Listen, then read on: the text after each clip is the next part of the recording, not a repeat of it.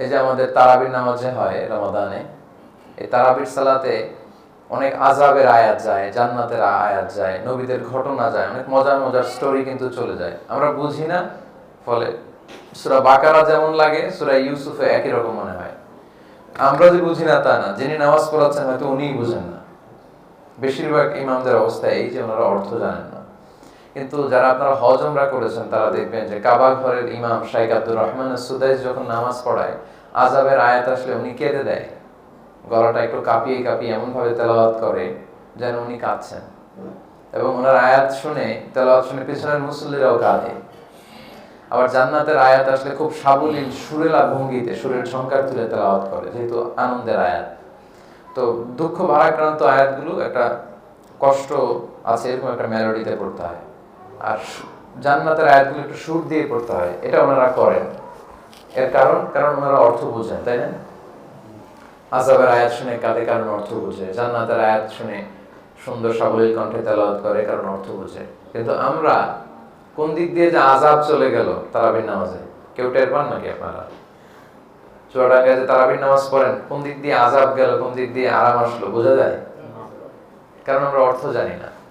তো এজন্য সম্মানিত শুধু আমাদের কোরআনের অর্থ জানতে হবে। আমি প্রথম যে মেসেজটা দিয়েছিলাম সেটা হচ্ছে আল্লাহর ভয় যেন আমাদের হৃদয়ে আমরা ধারণ করি। 2 নাম্বার এখন যেটা বলতে চাই সেটা হচ্ছে আমরা যেন কোরআনের অর্থ বুঝে পড়ার চেষ্টা করি। কারণ আল্লাহ যা বলার সব বলে দিয়েছেন, নতুন করে আর কিছু বলবেন আল্লাহ? বলবেন না। আল্লাহ রাসূল সাল্লাল্লাহু আলাইহি ওয়াসাল্লামের কাছে কিন্তু আল্লাহ সব মেসেজ দিয়ে দিয়েছেন, এবং কোরআনের শুরু হয়েছে বিসমিল্লাহির রহমানির রহিম দিয়ে, মানে বা দিয়ে। আর এই কোরআনটাকে আল্লাহ শেষ করেছেন সূরাতুন নাস দিয়ে, যে সূরা নাসের শেষ আয়াতটা ছিল মিনাল জিন্নাতি ওয়ান নাস, শেষে আছে সিন। বা আর সিন একসাথে মিলালে কি হয়? বাস। এই বাস মানে কি? আমরা যে 4 চাকার বাস, ওইটা বাস দিয়ে এবার চুয়াডাঙ্গা শহরে চলো, ওই বাস না। এই বাস মানে হচ্ছে যথেষ্ট, ইনাফ, সাফিসিয়েন্ট, যথেষ্ট। এই শব্দটা কিন্তু আমরা প্রায় ব্যবহার করি। লেটস সে আমরা খাচ্ছি যাচ্ছি, খাওয়ার সময় যদি কেউ আমার প্লেটে অনেক বেশি খাবার দেয়, তখন আমি বলি ভাই আর পারবো না, বাস বাস আমার চলবে, বাস। এই বাস আমরা বলি না? তার মানে আমরা বোঝাতে চাই যথেষ্ট হয়েছে, আমার আর লাগবে না। তো আল্লাহ 30 পারা কোরআন দিয়ে আমাদেরকে বোঝাতে চাইলেন যে তোমাদের হেদায়েতের জন্য, তোমাদের মুক্তির জন্য, নাজাতের জন্য এই কোরআনটাই বাস যথেষ্ট, নতুন করে আর কিছু বলার প্রয়োজন নেই। তো এই জন্য আমাদের অর্থ জানতে হবে কোরআনের। অর্থ জানলে আপনার হৃদয়ে যে সেটা টাচ করবে। আর অর্থ না জানলে চাইনিজ ভাষা শুনলে চিয়াং শিয়াং শিয়াং যে বলে চাইনিজ, ওইটাও যেরকম একটা আয়াত করলো আপনার কাছে এরকমই, কারণ দুইটাই আপনার কাছে একই, আপনি অর্থ বুঝতে পারতেছেন না। যেন অর্থ বোঝার চেষ্টা করতে হবে। আপনারা স্মার্টফোন ইউজ করেন কারা কারা দেখি? এরকম স্মার্টফোন টাচ করে করে সবাই? ও আপনারা তো অনেক স্মার্ট। তাহলে আরেকটু স্মার্ট হওয়ার ট্রাই করতে হবে। সেটা হচ্ছে এই স্মার্টফোনে কিন্তু কোরআন ঢোকানো যায়, কোরআনের অ্যাপস পাওয়া যায় আর কি। তো আপনারা যদি কোরআনের একটা অ্যাপস নিয়ে নেন, সেখানে আপনি ওই বঙ্গানুবাদ খুঁজে পাবেন। এই আয়াতটার অর্থ কি, আলহামদুলিল্লাহ রাব্বিল আলামিনের অর্থ কি, আর রহমানির রহিমের অর্থ কি, মালিক ইয়াউমিদ্দিনের অর্থ কি, আপনি অর্থ পাবেন। আমরা যেন অবসর সময়ে প্রতিদিন কিছু না কিছু কোরআনের আয়াতের বঙ্গানুবাদ পড়ি। আজকের এই গ্যাদারিংটা, এই সময় করে কষ্ট করে বসে থাকাটা তখনই সার্থক হবে যদি এখান থেকে আমরা এই সিদ্ধান্ত নিয়ে যেতে পারি যে আমরা আজ থেকে কোরআনুল কারীমের বিভিন্ন সূরার অর্থ ভাষায় অবশ্যই আমরা পড়ার চেষ্টা করব। এটা কি পারা যাবে একটু? সবাই ইনশাআল্লাহ বলতে পারেন নাই? ইনশাআল্লাহ, এটা যেন মনে থাকে। আর যেহেতু শহীদ ভাইয়ের সাথে আমার পরিচয় হয়েছে, আমার হয়তো প্রায় চুয়াডাঙ্গা আসা হবে এখন থেকে। হয়তো আশা হতে পারে আর কি নেক্সট ইয়ার্স গুলোতে, যদি ব্যাটে বলা হয় আমাদের। আমার টাইম স্কেজুল তো অনেক টাইট থাকে, মানে অল ডেটস আর বুকড আনটিল 2021। 2021 এর মধ্যে নতুন করে কিছু ঢুকানো সম্ভব না, এমন অবস্থা। আমরা ডেটগুলো অনেক আগে নিয়ে ফেলি। তো তারপরেও যদি সুযোগ হয়, আবারও যদি আসি, আমি কিন্তু ফিডব্যাক নিয়ে যাব। আমি তখন জিজ্ঞেস করবো যে এইখানে আপনারা আমাকে বলছিলেন যে মোবাইলে কোরআনের অ্যাপস ঢুকিয়ে প্রতিদিন একটু করে অর্থ পড়বেন, তো পড়ছেন কিনা আপনারা? ওই দিন আমাকে শোনাতে হবে যে একজন বলতে হবে হুজুর আমি 5 পারা পড়ে ফেলছি অলরেডি, কেউ শোনাতে হবে যে হুজুর আমি 20 পারা পড়ে ফেলছি। শোনানো যাবে তো ওই দিন ইনশাআল্লাহ। তো আলহামদুলিল্লাহ রাব্বিল আলামিন, সকল প্রশংসা আল্লাহ তাআলার জন্য। বেশি বেশি আল্লাহর প্রশংসা করা দরকার। এটা আল্লাহ শিখালেন যে সব প্রশংসার যত ধরন হতে পারে এটা হচ্ছে আল্লাহর জন্য। আল্লাহর প্রশংসা, আল্লাহর শুকরিয়া করে কিন্তু আসলে শেষ করা যাবে না। আল্লাহ যে কত নিয়ামত দিয়েছেন, ওয়া ইন তাউদ্দু নি'মাতাল্লাহি লা তুহসুহা, আল্লাহ বললেন তোমার এই যে হাতের আঙ্গুলের কড়, এটা দিয়ে যদি গুনতে শুরু করে দাও যে আল্লাহ কতগুলো নিয়ামত আমাকে দিয়েছে, আপনি গুণে শেষ করতে পারবেন না। আপনি গুনতেই থাকবেন, গুনতেই থাকবেন, গুনতেই থাকবেন, কিন্তু আল্লাহর প্রশংসা করে শেষ করা যাবে? যাবে না। সাগরের সব পানি যদি কালি হয়, গাছের সব পাতা যদি খাদা হয়, এই সাগরের কালি নিয়ে গাছের পাতায় যদি আল্লাহর প্রশংসা বাণী লিখতে শুরু করেন, আল্লাহ বলে পৃথিবীর সব সাগরের কালি ফুরিয়ে যাবে, আফ্রিকার জঙ্গলের সব গাছের পাতাও ফুরিয়ে যাবে, কিন্তু আমার প্রশংসা করে তোমরা শেষ করতে পারবে না। অসম্ভব। এই জন্য আল্লাহ রাসূল সাল্লাল্লাহু আলাইহি ওয়াসাল্লাম সবসময় আল্লাহর প্রশংসা করতেন, খুব বেশি বেশি প্রশংসা করতেন। তাহলে শিখালেন যে আমার প্রশংসা করবে আলহামদুলিল্লাহি রাব্বিল আলামিন। প্রশংসা হচ্ছে লিল্লাহি, আল্লাহর জন্য, আর তিনি হচ্ছেন রাব্বিল আলামিন, গোটা বিশ্বের সবার রব। আল্লাহ তাআলা সবার রব, তিনি শুধু আমাদের রব না, হিন্দুদেরও রব, তাই না? বৌদ্ধ, খ্রিস্টান, নাস্তিক এদেরও রব তিনি, তাদেরও রব। তারা মানে না, তো আমরা কি করব? আসলে তো তিনি সবাইকে সৃজন করেছেন, নাকি আমাদেরকে সৃষ্টি করেছেন আল্লাহ আর হিন্দুদেরকে সৃষ্টি করেছে রামকৃষ্ণ? ওরা বিষয়টা কেমন? সবাইকে সৃষ্টি করেছে আল্লাহ। তো আল্লাহ কেমন আল্লাহ? আল্লাহ তার পরিচয় দিচ্ছেন এই আয়াতের শেষে যে তিনি হচ্ছেন রাব্বিল আলামিন। আমার সাথে সাথে পড়েন, রাব্বিল আলামিন। তিনি গোটা বিশ্বের রব, পালনকারী, নিয়ন্ত্রণকারী। রব কাকে বলে আমি একটু সংক্ষেপে আপনাদের বুঝাই। রব হচ্ছেন তিনি যিনি ফরিয়াদ করার আগে দিয়ে দেয়, চাওয়ার আগে যিনি দিয়ে দেয় তার নাম কি? রব। যার, একটু খেয়াল করে বুঝবেন, যার যখন যেটা যতটুকু প্রয়োজন হয় তাকে তখন সেটা ঠিক ততটুকু চাওয়ার আগেই যিনি দিয়ে দিতে পারে তার নাম রব। এই কাজটাকে আল্লাহ ছাড়া কেউ করতে পারবে না। এই যে আমরা আমাদের মায়ের পেটের ভেতরে ছিলাম, ওই মায়ের পেটের ভেতরে যে 8 মাস 9 মাস ছিলাম, কি কি হয়েছিল মনে আছে আপনাদের? কারো মনে নেই? কারোই মনে নেই? আমি তো ভাবছি শুধু আমার মনে নেই, আপনাদের কারো মনে থাকতে পারে। আসলে আমরা স্মৃতির পাতা হাতড়াতে হাতড়াতে কতটুকু ছোটবেলার কথা মনে করতে পারি দেখি। আমি মনে হয় আমার 3 বছর বয়স যখন, ওই সময়কার কিছু স্মৃতি মনে আছে। আপনাদের কার স্মৃতির কি অবস্থা বলেন? 2 বছর বয়স যখন আপনাদের ছিল তখন কি ঘটছিল মনে আছে নাকি? নাই। 1 বছর 6 মাস 2 মাস আর মায়ের পেটের ভেতরে যে ছিলাম কিছুই জানি না, কি যে হয়েছিল, কেমন যে ছিল সেই জগৎটা জানি না। আমরা ছোট্ট একটা স্পার্ম ড্রপ ছিলাম, ছোট্ট শুক্রাণু। আমার মায়ের জরায়ুর দেয়ালে আমরা লেপ্টে ছিলাম, কেঁচোর মতো। কেঁচো চিনেন? কেঁচো, যে রক্ত চোষা কেঁচো, যোগ, এই যোগের মতো মায়ের জরায়ুর দেয়ালের ভেতরে আমরা লেগেছিলাম। সেখান থেকে ছোট্ট ছোট্ট থেকে আল্লাহ আমাদেরকে বড় করলেন। হ্যাঁ, আমরা ওই স্পার্ম ড্রপ থেকে ব্লাড ক্লট, তারপর লিটল ফ্ল্যাশ, আস্তে আস্তে করে এটা একটা ফুল ফর্মড বেবি আমরা হলাম। তো এই যে 9 মাস আমরা ছিলাম মায়ের পেটের ভেতরে, তখন আমাদেরকে খাবারের ব্যবস্থা করেছেন কে? অক্সিজেনের ব্যবস্থা করেছেন কে? পৃথিবীর কেউ কিন্তু তখন আমাদের কাছে খাবার, অক্সিজেন, বাতাস এগুলো পৌঁছানোর সাধ্য কারো ছিল না, তিনি করেছেন।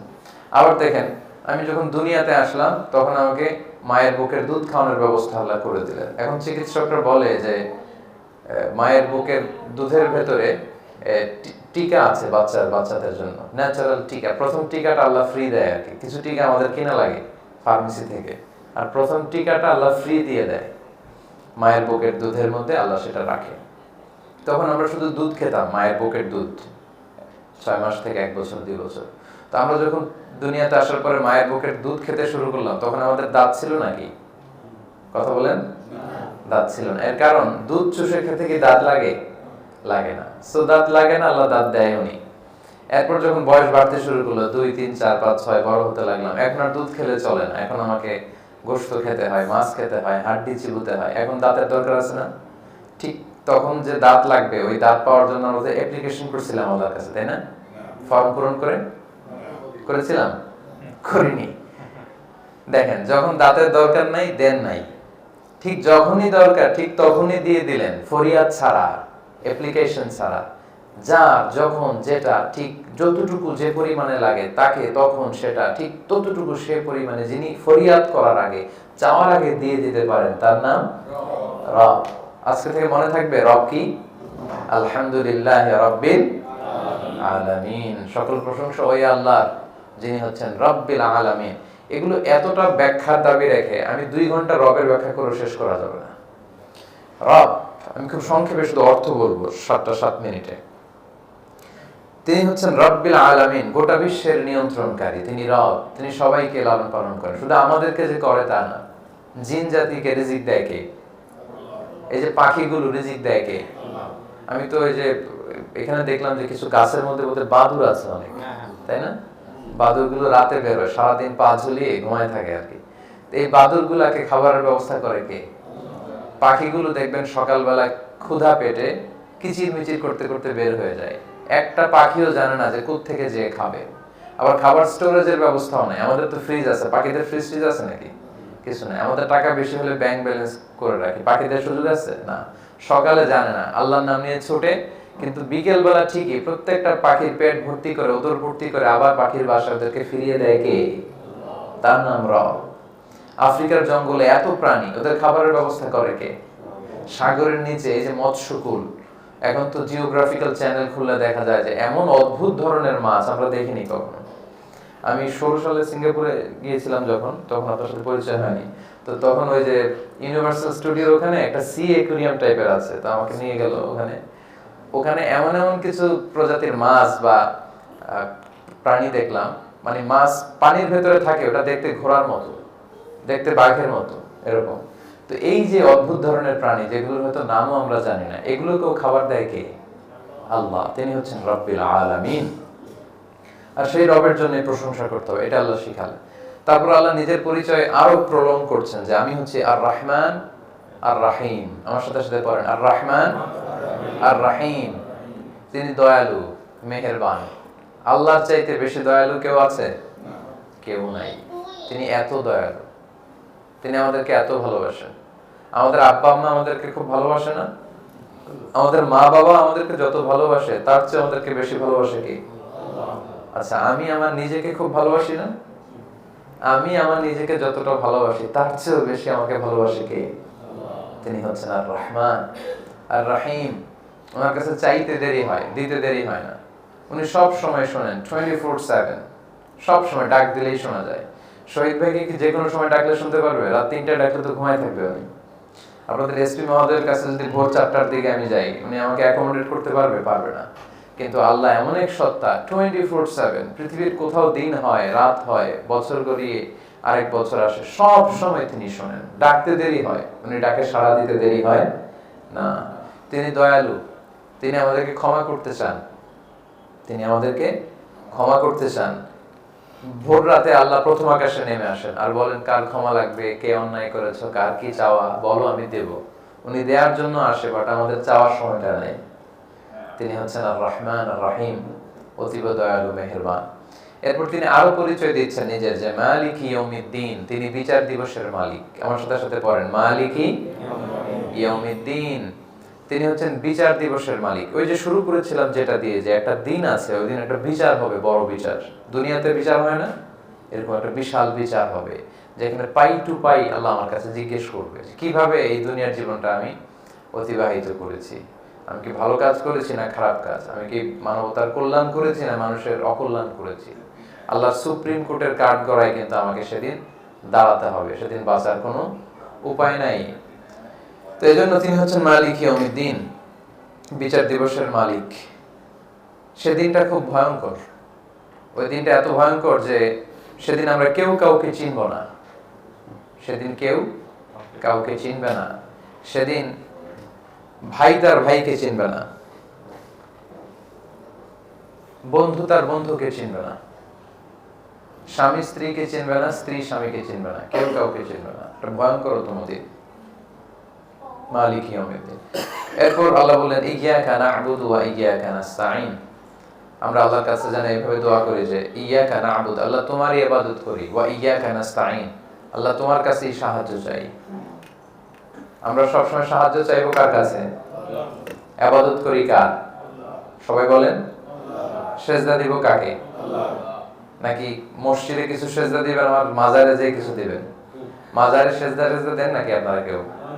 চুয়াডাঙ্গা এগুলো আছে না। মাজার জিয়ারত করতে যেতে পারেন, কবর, আব্বার কবর, আম্মার কবর, দোয়া করবেন, কিন্তু ওখানে যে সেজদা দেওয়া যাবে, চাওয়া যাবে দিতে পারে একজন, তিনি কে? অসুস্থ হলে আমাদেরকে সুস্থ করে কে? ব্যবসা ভালো যাচ্ছে না, ব্যবসাকে ভালো করে দিতে পারে কে? যার যেটা প্রয়োজন আল্লাহ দিতে পারেন। এবং আমাদের যার যা দরকার, মহাবিশ্ব সৃষ্টি শুরু থেকে কিয়ামত পর্যন্ত যত মানুষ পৃথিবীতে এসেছিল, আসছে, আসবে, প্রত্যেকের যত চাহিদা আমরা যে লিস্ট করে আল্লাহ দিয়ে, আল্লাহ বাড়ি দাও, গাড়ি দাও, এটা দাও, সেটা দাও, সবগুলো যদি আল্লাহকে দিতে বলি, আল্লাহ সবার সব চাহিদাও যদি মিটিয়ে দেয়, যার যা লাগবে সবও যদি দিয়ে দেয়, আল্লাহ বলে আমার যে বিশাল ধনভাণ্ডার তার 1 ইঞ্চিও কমবে না।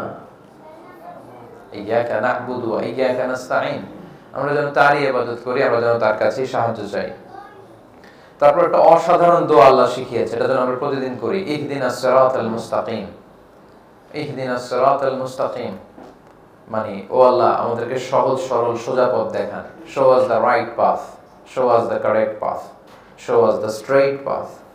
সিরাতুল মুস্তাকিমটা সোজা, ডানে বায়ে যাওয়ার কোনো সুযোগ নেই। এই পথে যদি আমরা উঠে যাই, এই পথ চলা শুরু হয় দুনিয়াতে আর শেষ হয়ে যাবে জান্নাতুল ফেরদাউসে।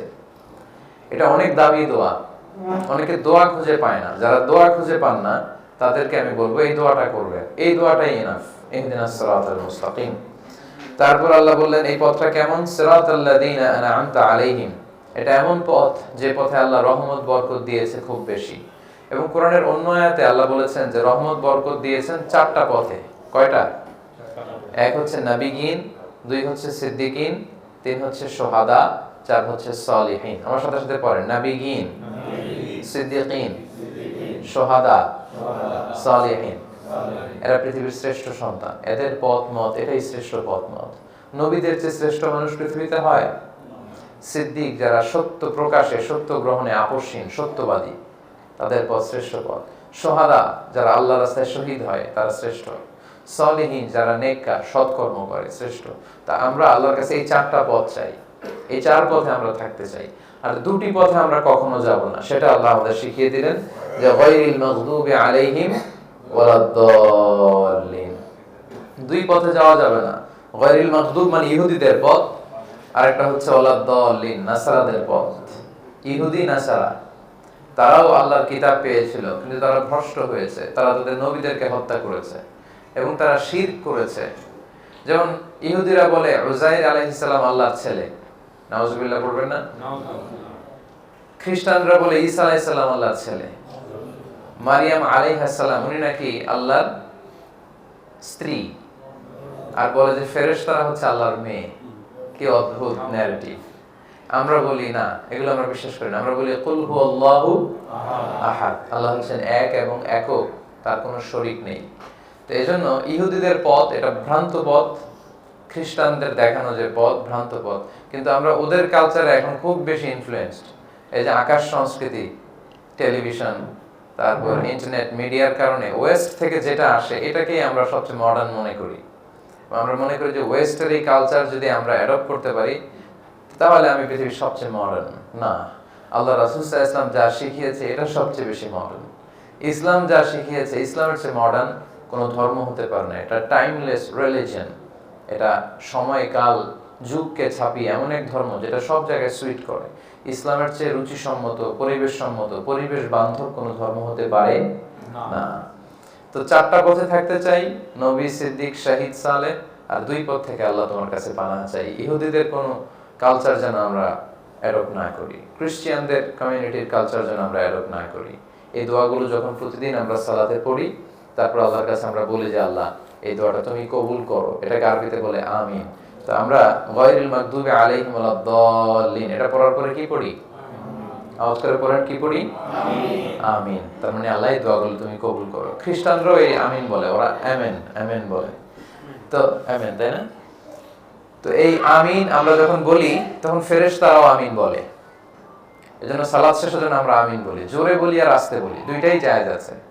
জোরেও পড়তে পারেন, হাদিসে আছে, আবার আস্তেও পড়তে পারেন। কিন্তু এই আমিন নিয়ে ঝগড়া করা যাবে না। আমিন নিয়ে অনেক জায়গায় ঝগড়া হয়। চুয়াডাঙ্গায় বোধহয় এগুলো নাই না?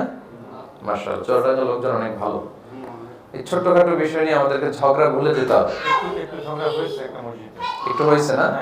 ওখানে আপনারা বুঝাবেন যে আসলে এটা খুবই মাইনর ইস্যু। আমি জোরে আসতে বলা, এটা it's not a big deal, খুব ছোট্ট ইস্যু। এই ছোট্ট ইস্যুগুলোকে সামনে এনে যেন আমরা কাদা ছড়াছড়ি না করি, পারস্পরিক সম্প্রীতি, ভ্রাতৃত্ব এগুলো যেন নষ্ট না করি। এই ছিল আপনাদের জন্য সংক্ষিপ্ত পরিসরে আমার কথা।